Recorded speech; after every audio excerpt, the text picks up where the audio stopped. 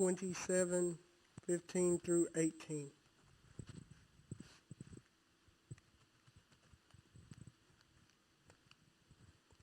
Now it was customary for the governor to release at the feast one prisoner selected by the people.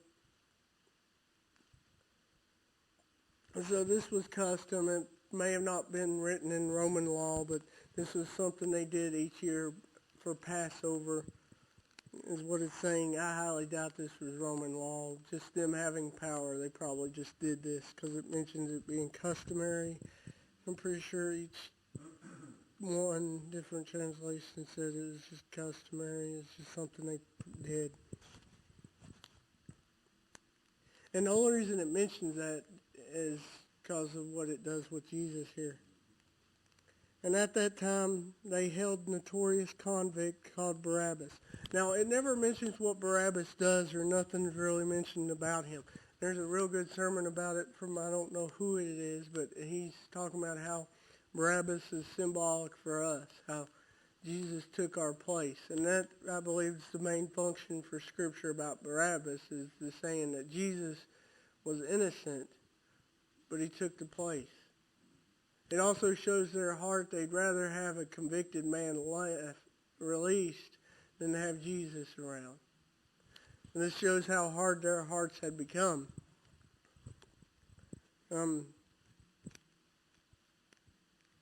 Yeah. And also, I'll go to the next verse where I say it. So when they had assembled, Pilate said to them, "Whom would you want to release, Barabbas or Jesus, who is called Christ?" So one of the main reasons he probably picked Barabbas was because he knew Jesus was innocent. Why would the people choose this criminal, this horrible human being? Yeah. Why would they pick him? He didn't expect them to pick Barabbas, but they chose Barabbas. And it was kind of him using this custom so that Jesus was just left and they could forget about it. But their hearts were so hard that last thing they wanted was Jesus to be set free, even though he's not guilty of anything. And thankfully God lets us free through Christ when we're guilty, because he wasn't. Verse 18. For he knew that they had delivered him out of envy. So he knew their condition, but he was thinking, okay, maybe seeing this felon next to Jesus, maybe they'll see what they're actually doing, because there'd be a comparison there. You have somebody who deserves death and then somebody who doesn't.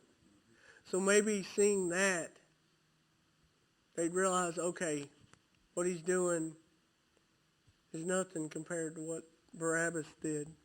Kind of lining up somebody who wronged somebody with a whole bunch of criminal life criminals.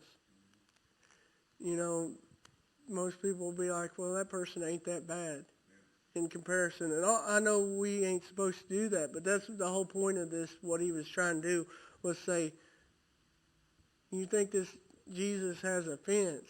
Here's somebody who truly does. But in a way, they accepted sin rather than accept the Lord, is what they did by accepting Barabbas. Now, it all worked out for God's plan, but that's just where the condition of their heart was.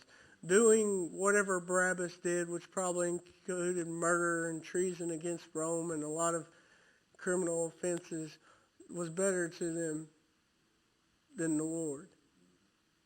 They'd rather have him out than have the Lord in their life. And many people who are lost and of this world choose the same thing, and it's sad. They choose it and reject Christ.